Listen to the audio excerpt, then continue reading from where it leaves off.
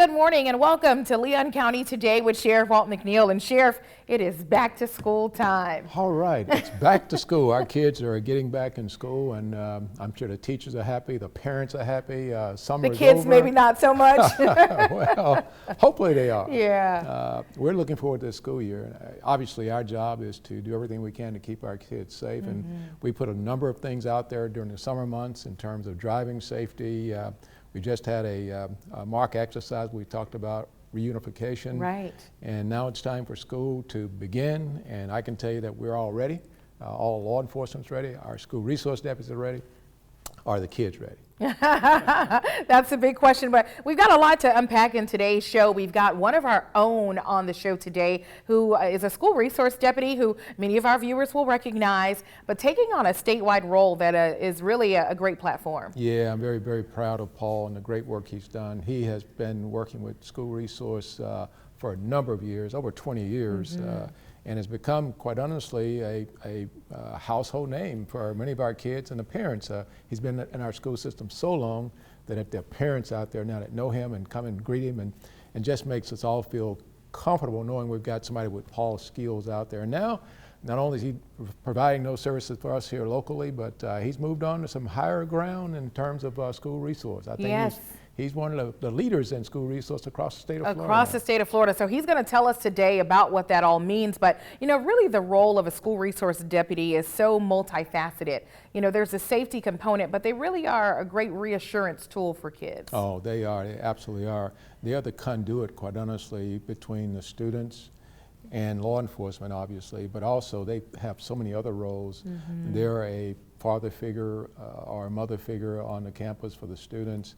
They're a confidant in many cases. They're a counselor, and at the same time, they're Leon County Sheriff Deputy, and they're able to go in and out of those roles very professionally, and that's unique about our school resource deputies, and quite honestly, unique about Paul. He has that skill set of being able to meet the kids where they are, and that's really important in terms of making sure our kids feel safe, but at the same time, aren't afraid of law enforcement. That's one of the things we really want to make sure that our kids understand we're there to help, to assist, but we're never there to do anything harmful to the kids. And Paul does a great job of that. We got to make sure our kids understand that. So I'm looking forward to having this conversation with Paul today and hearing more about what he's planning to do in his new role. Absolutely. We're going to unpack that today, so be sure to stick around. Coming up next, taking on a statewide role to help keep our kids safe. We'll hear what's on his priority list. Stay tuned. Good morning, everyone. I'm Jimmy Goodman with the Leon County Sheriff's Office, and this is your Crime Tip Tuesday. How to protect your child from cyberbullying. If you discover your child is being bullied, it is important to teach him or her not to react or retaliate. You should block the bully, print out and keep evidence, talk regularly with your child about their online activities and what he or she is involved in. Tell him or her that you are going to review their online activities. Consider installing parental control filtering and understand and know what their passwords are. Always educate your children about the consequences of inappropriate use of his or her electronics. Have a great week. Be safe out there. Welcome back. Joining me now is the LCSO Deputy Paul Emmons, newly sworn in president of the Florida Association of School Resource Officers. Paul, congratulations. Walk us through your career in the Leon County Sheriff's Office. Thank you, Sheriff. Started in 1991 as a reserve deputy. I did several years as a reserve deputy. Got the inkling that, hey, I wanted to do this as a career, and took the test, passed it somehow. Not sure, still don't know how I passed it, but I passed it, and did a stint in uniform patrol for a little while, and had the opportunity to go over to school resource. And starting year 26 years later, here I am still as a school resource deputy. I fell in love with what I do. I believe, honestly, for our community, this is where we're going to make the difference. Is getting to them at an age, and as you said earlier in the segment, as far as having a rapport with them. I think that's very important. Absolutely, absolutely.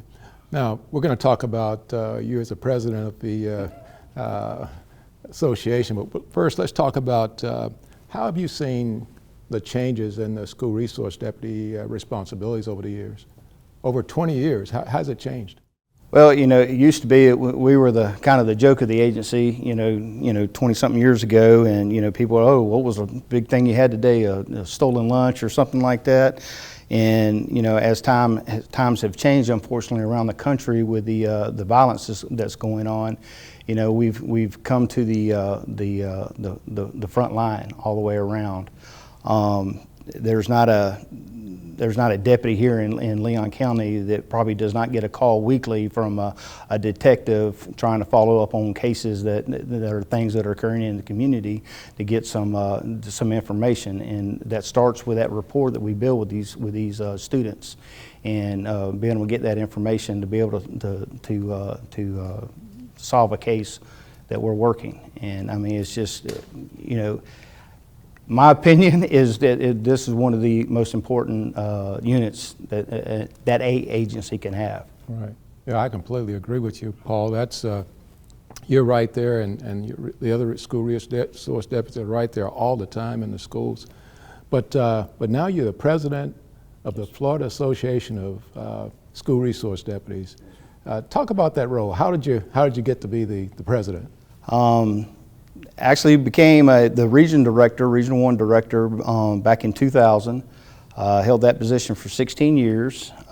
Then I kind of took a year off, and they asked me if I would consider being the secretary for the association. I said, sure, I'll do that.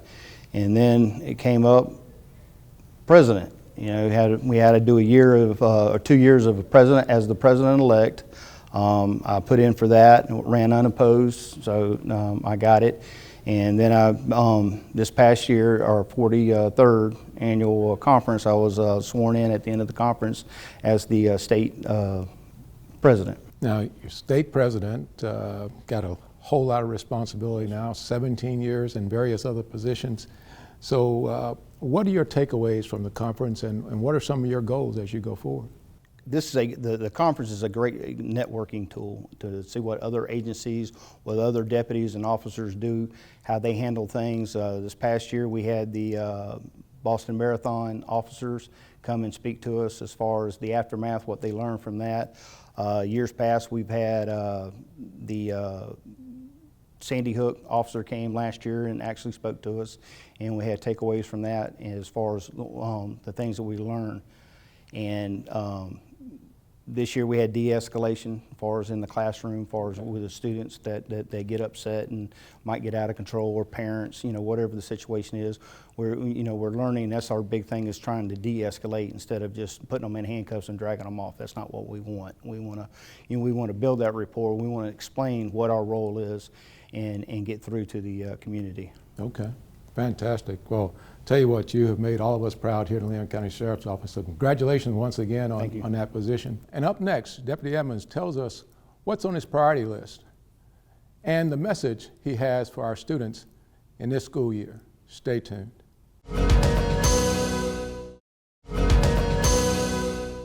We're back with the LCSO Deputy Paul Edmonds, newly sworn in president of the Florida Association of School Resource Officers, which is the largest school policing organization in the country, with more than 800 members. Paul, what are your priorities for this year in the association? I want to extend the branches of our tree out to the Florida Sheriff Association, the Police Chiefs Association. I want to increase our membership, because we're at the forefront of every agency as far as the safety and getting our children home safely every day. Our goal for the association is protecting our most precious resources, our children, and getting everybody on board throughout the entire state, and being able to hold these successful conferences every year is my goal, and to bring the top of the line training that we can possibly every year. That's the main goal of what I want to try to establish in the next 2 years. Wow, those are some very good goals, particularly talking about spreading out the responses to issues on our school campuses. As you're aware, we just recently had a unification exercise here in Leon County. You were very much engaged in that. Talk about what we're doing in terms of trying to keep our schools and our children safe here in Leon County. Well, I know what your goal is, and that's the goal that you're giving to us is for our children and the staff and faculty at all these schools to get home safely every day. The last thing we want is a Stoneman Douglas issue, or the latest one, the Uvalde, Texas at Robb Elementary School. We don't want that. And it's important that our children and our parents know that please contact us. There might not be anything to something that your child overhears or whatever. Let us be the one that looks into it, and not just, well, maybe there's nothing to it and let's hope it's not. Because what we don't want is something to happen and you had information beforehand maybe that could have kept that from happening. So I want to instill in all the deputies that we have in our schools is to have that contact with your students and with the parents, and it's important to have that open door and open conversation with them. Tell me specifically the unification exercise we had. What was your takeaway when you saw that? What did you feel about the exercise we had itself? Well, first of all, I really appreciate that, because you don't know all the little moving parts that go into it. I mean, yes, we had an active shooter. Yes, we go to that. We train, 2 or 3 times a year on that, and we know how that goes. But it's the after fact, seeing the things that are going on, getting those children that are in these classrooms out to a bus and transported across town to another location, and getting hold of parents and letting parents know where their children are and if they're safe or not.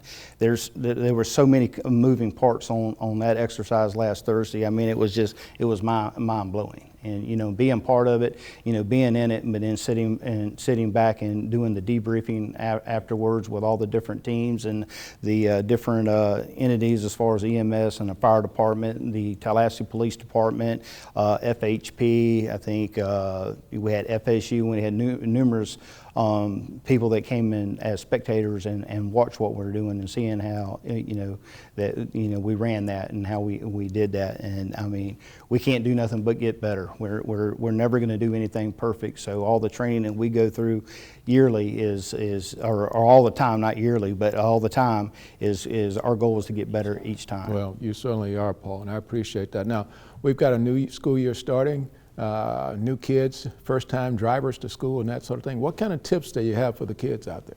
Find your parking space. You have till tomorrow when school gets in. First bell rings at 7:20. So I will use tonight to, maybe if you haven't done that, run out and find your parking spot and see where you need to drive in the parking lot. But take that extra time, get to school early, and just be patient. Have patience, because parents are dropping off. First-time drivers, like you said. There's going to be a lot of traffic out there. Thank you, Paul, and congratulations again. Just ahead, in our Deputy on Duty, we'll introduce you to one of our LCSO new crime prevention practitioners and tell you how they're helping to keep you safe this school year. Stay tuned. On this week's Deputy on Duty, we introduce you to one of the crime prevention practitioners for the Leon County Sheriff's Office. His name is Brandon Ortiz. I like how versatile the role is. Ortiz is a U.S. Marine Corps veteran, and when his time in the service came to an end, he wanted to continue serving in a role that meant using his military skills to continue to keep those around him safe. I had just finished my degree in college, transitioning out of the Marine Corps. I still wanted to do something that I would still be giving back to the community, letting people know that there is an option, that you have the ability to speak out or reach out for assistance. The crime prevention practitioners are part of LCSO's Community and Media Relations Unit, and on the surface, you might be thinking, how exactly does that contribute to the matrix of law enforcement? People are going to obviously think, oh, what are you doing to stop crime? Well, first and foremost, it's becoming, familiar with the community as a whole. What may be happening, in the city may not be what's going out farther out in the country, for example. You'll often see LCSO's crime prevention practitioners involved in the majority of LCSO's community events. That's the easy part of their job, meeting and greeting the folks who are the eyes and ears of the community and getting to understand their concerns no matter their age. I can go from talking to children, letting them know about potential careers within the agency, to going out and doing like a lunch and learn with the elder of the community, or going out to do Meals on Wheels and providing that aspect to the community and having that interaction. Those crime prevention practitioners also play a major role in conducting safety programs for personal and commercial safety, educating the public on what to look out for in order to keep themselves and their employees safer. Those programs focus on residential and commercial security surveys, workplace violence awareness, child safety and house of worship awareness programs, and the Neighborhood Crime Watch program. Again, these services are all free to the public. A lot of people are very open to the suggestions and the advice we provide in crime prevention, whether it be something as simple as like, hey, you've had the same sign that says Neighborhood Crime Watch for 20 years. Yes, that's a great deterrent, but maybe it's time for yourself and your own safety adding a doorbell camera or some kind of surveillance system too. Ortiz also plays a huge role in bridging the gap between the area's Latino and Hispanic communities, law enforcement, and other government and nonprofit agencies. Having roles where there are people that can speak multiple languages or know how to identify with other people more seamlessly gives that other person that comfort zone of like, oh, I can relate to them because they're kind of like me. Ortiz is bilingual and is currently organizing a huge resource festival to bring those groups together to connect. A lot of Latinos felt like they didn't have that aspect of being able to go to whether it was like a clinic or even just a library because they felt like that language barrier was too big of a gap to address. So we're just trying to get an event going again that was already in place before COVID and just let anybody know that may be new to the area or they may think that those services are no longer in service because of the COVID issue, that these resources are still made available. We still have everything in place for anyone that may need any kind of assistance. We'll keep you posted on the details for that resource festival. For now, Ortiz does need your help. Si hay preguntas para el evento que estábamos hablando de en octubre, me pueden llamar o mandar un email. Todavía tenemos espacio para la gente que quieran tener su propio espacio y también cualquier persona que quiera venir para ver qué hay disponible para ellos. You can log on to our website, leoncountyso.com, for details on that upcoming resource fair. For now, I'm Angela Green for Leon County Today. Welcome back to Leon County Today with Sheriff Walt McNeil. And Sheriff, hearing from one of our crime prevention practitioners, you know, a lot of people in our community see them out at community events and they're shaking hands and passing out goodies, but there's so much more to that role. Oh, absolutely. In fact, I often say that every deputy is a crime prevention person, but our crime prevention staff are immersed in crime prevention and they do it every day. And quite honestly, we believe that the most important thing we can do in law enforcement is to prevent crime from occurring. And so much of what our crime prevention staff does is to educate our community so that they don't become victims of crime, they don't become victims of burglaries and that sort of thing. And that's huge for us. I say all the time to our citizens out there that if we can simply, as we always say at 9 o'clock, lock your doors. Lose it. And those things are really important in terms of keeping our crime down. About 60 to 70% of our crime are property crimes that we can all prevent. So it's so important. Our crime prevention unit does a tremendous job of going out there every day trying to educate our community on crime prevention tips. Absolutely. And then, of course, hearing from Deputy Paul Emmons about his goals for statewide for a school resource deputy, really inspiring to see him take the helm. Yeah, we've always been very, very proud of Paul and the job he's done. He has been one of the stars of the Leon County Sheriff's Office for many years, and now to see him rewarded by his peers across the state as the president of the association just fantastic, and we're so proud of him, and we know he's going to do some great things as president of the School Resource Deputies Association, and we're looking forward to working with him and helping him along if he needs our help. Absolutely. And you asked Paul, I'm going to ask you, so what's your message to kids and families as they get ready to head back to school? Well, as always, to be safe out there, make sure you're paying attention and make sure you're looking at your surroundings, and as we say all the time, if you see something out there that looks wrong, say something. Yeah. It's really important. It's absolutely important. All right. Thanks, Sheriff. And thank you. Thank you all for joining us for another episode. We'll see you back here next week.